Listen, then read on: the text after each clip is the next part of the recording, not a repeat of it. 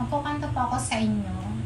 2021 po ay na-diagnose po ako na may diabetes. Opo, na-diagnose po ako na may diabetes noong 2021. Kasi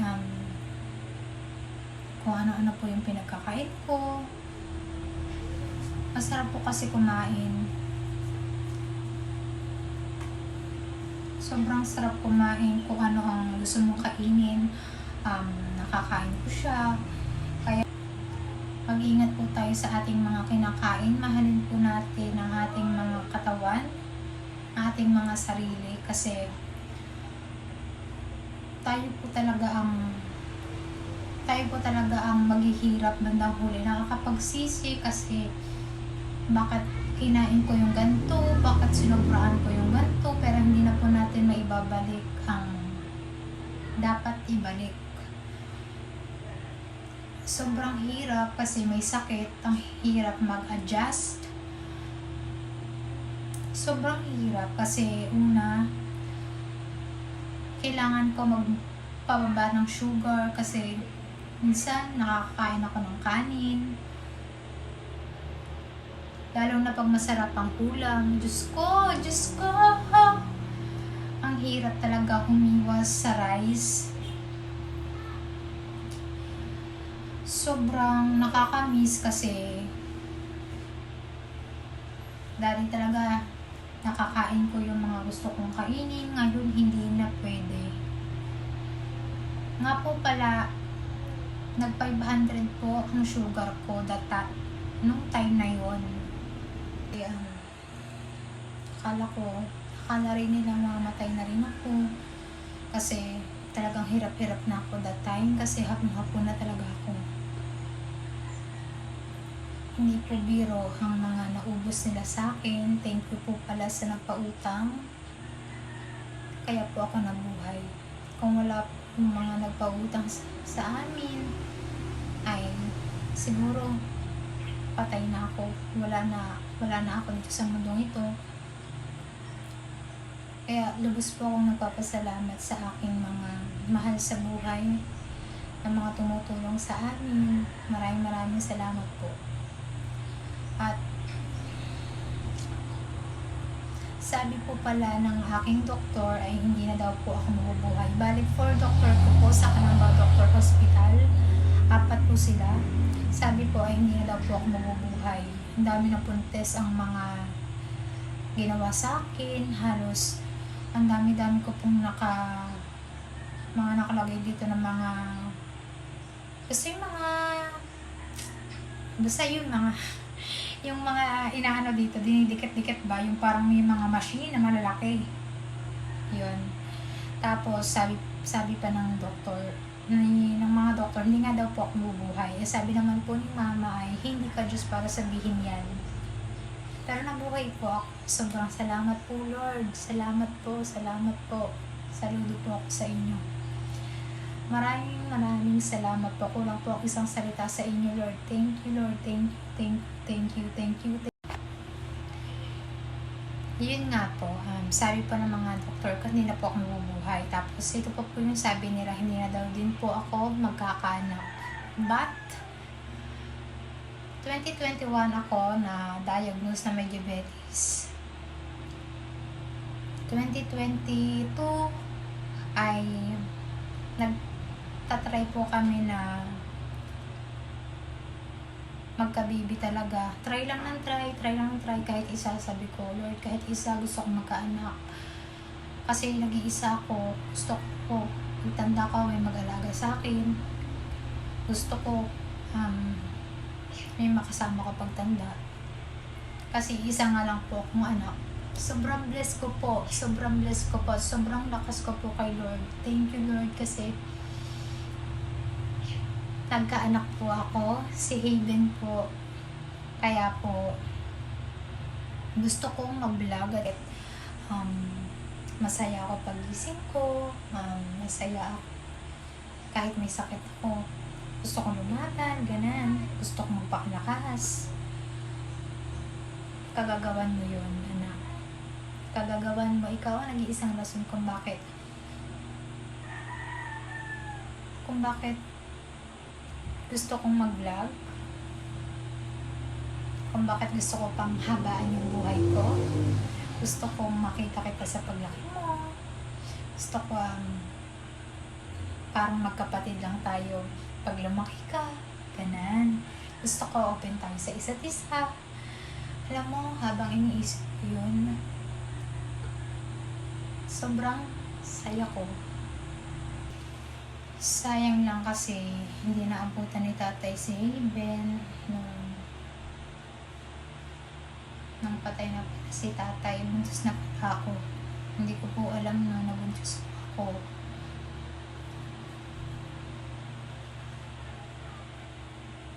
Bakit po ganun?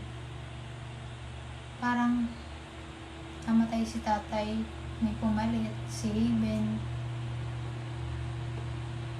Napapaisip lang po ako kasi namatay si tatay, dumating si Haven. Kung nabuhay po kayo si tatay, nabuntis po, kaya po ulit ako.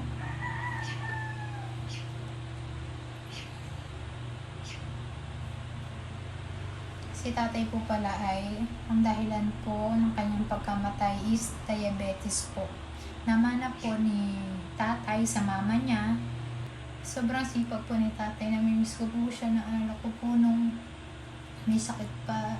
Labo-labo na. May sakit na si tatay na may nararamdaman siya talagang pinipilit niya na magtrabaho. Ayaw niya lang nasa bahay siya. Gusto niya lagi kami may bigas. Namimiss ko si tatay kasi sobrang bait niya sa akin. Pag may sakit ako, lagi niya akong hinihilot. Tinatanong niya, ano yung nasakit sa'yo? Sana sa akin na lang yung nararamdaman mo. Gusto ko lagi kang malakas. Ay, sobrang miss ko si tatay.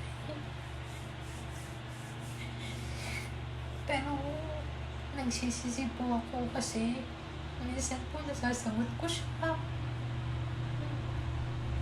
Minsan po nagadabuhan ko si tatay, nakakapagsisi po.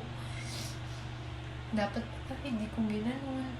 Maikli lang yung buhay ng tao natin kasi ang hirap po pag nawalan tayo ng magulang, lalo po ako. Nag-iisa lang po ako, may sakit pa ako. OMG. Pero masaya na po ako kasi wala na si tatay, nararamdaman ng sakit, wala naman sa katawan niya. Mahirap pero kailangan tanggapin. Sayang lang kasi hindi naabot ni Haven si tatay kasi bait ni tatay sa bata. Siguro talagang sobrang saya ni tatay. Nasa langit, kahit nasa langit na siya, nakikita niya kami. Kahit namatay siya, may pumalit naman si Haven. Tatay, kung naririnig mo to, maraming salamat sa mga nagawa mo para sa amin ni mama. Sa pulumalit ako, lumaki ako. Sobrang salamat, tatay. Kung wala ka dito, wala ka ni mama, alam kong wala ako sa kinatatayuan ko ngayon. Mahal na mahal kita, tatay. Sobrang mahal na mahal kita. Alam mo, mas gusto kita kaysa kay mama.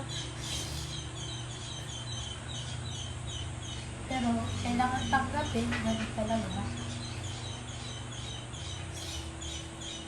Lahat naman tayo mamamatay, pero paunahan mo. Hindi natutuwa si tatay kasi naiyak ako. Malulungkot siya. Pero hindi po natin maiiwasan kasi bigla. Tapos nung dinala namin siya sa GP Hospital, nakahiga siya, nakakapitar siya, Ayaw niya magpalagay kasi masakit daw. Sabi ko, namin na ninang bunso, um, kailangan niya yun para hindi siya patayo-tayo. Doon lang siya naka-stock kasi pag umihi siya, malalaglag lang dun sa plastic na gano'n, na bag. Sabi niya masakit. Masakit, ayaw ko niyan. Sabi niya gano'n. Alisin daw, alisin. Tinanong ko si tatay. Sabi ko, tatay, kilala mo ako.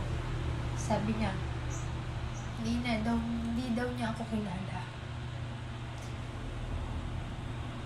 Masakit kasi nag-iisa kong anak, hindi ako kilala ng tatay ko, pero nawa ko naman kung bakit ganun si tatay. Kasi sobrang taas na daw po na sugar niya, hindi na po ma-detect ng machine. Nung last po kasing punta kay tatay is noong Ondras.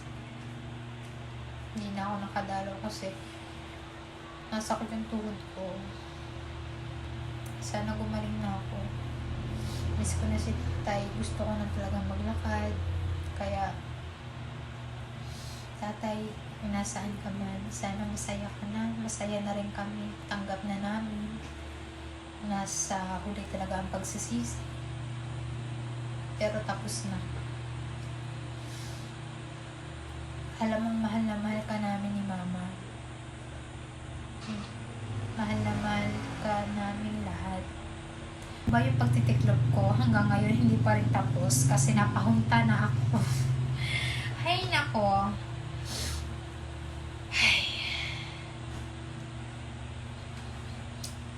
Yan talaga ang buhay. Weather lang.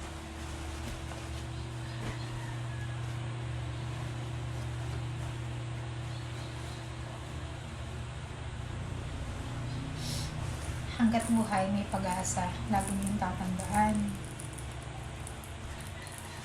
Lalo na, may anak tayo. Kailangan natin maging malakas sa lahat ng bagay.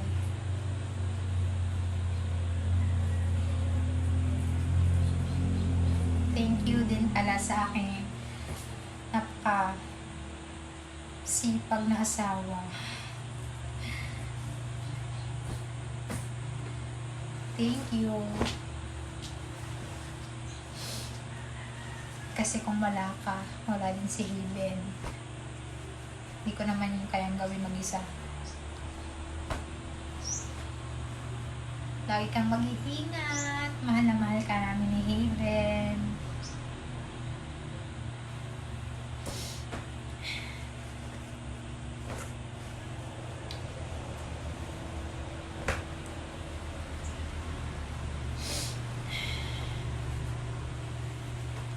Sarap, parang lumuag sa dibdib ko yung gusto kong sabihin kasi wala akong ma-openan. Sobrang sarap mag-open. Para kang kumain ng fried chicken.